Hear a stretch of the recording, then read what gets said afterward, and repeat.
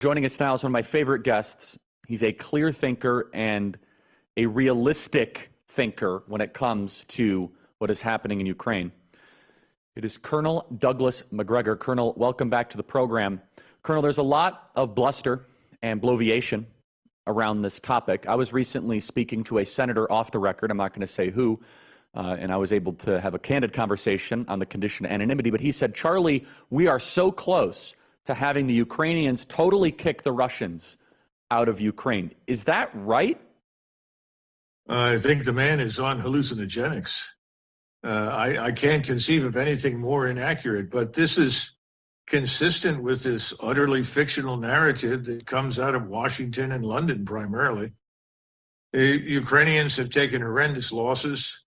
There's some evidence that when Zaluzhny, the commander of Ukrainian forces, met with Secretary Austin and General Milley, that he told them that the Ukrainians had sustained 250,000 dead, including civilians and military.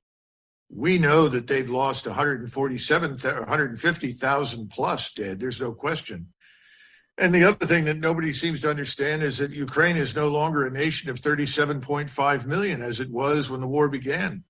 More than 10 million Ukrainians have left the country. All of the Ukrainians interviewed in Western Europe have said they will never go back.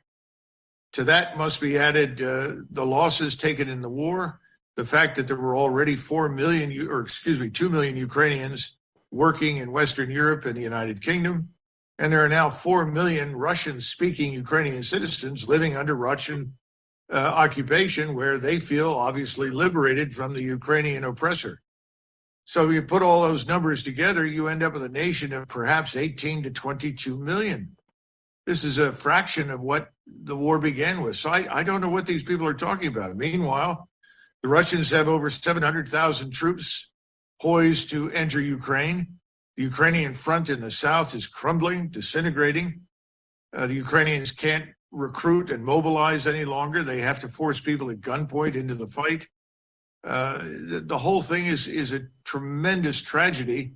And as General Milley suggested weeks ago, this would be a good time to negotiate. Of course, that was weeks ago, and things have gotten a lot worse. So I don't know who the senator is, but he ought to check his facts, because not much coming out of the CIA or MI6 these days is truthful. What that senator said is consistent with also what Lindsey Graham said recently in his visit to Ukraine, and also Democrat senators as well. And what you are explaining, and it makes total sense to me, is the polar opposite of what you will get from some of the propaganda networks, where they say, hey, just 1,000 more missiles, tanks, planes, and this thing can be over by the spring. Look, I am no military expert. I've not deeply studied war history.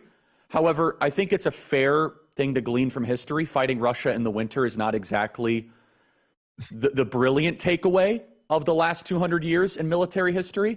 Why is it that our military regime can't see this clearly?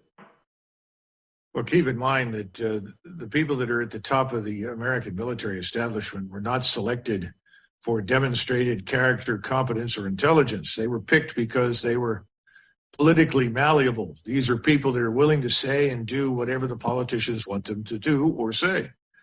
And they are always interested in acquiring more cash to buy more things in the Department of Defense. And that helps them when they retire to get good jobs in the defense industry, or even on Wall Street, where defense money counts for a great deal of income. So the bottom line is, I think you're dealing with a very tragic situation.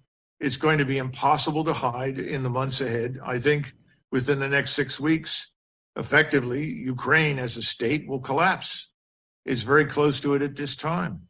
I mean, you have Ukrainian soldiers posting videos of themselves freezing, without food, without medical care, can't get ammunition, begging for permission to withdraw because they cannot survive the onslaught of the Russians.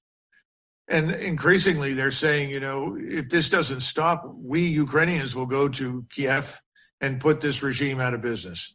It's a very dangerous situation, and we should be interested in putting a stop to it and negotiating without preconditions, because that's the only way we can put a stop to this war.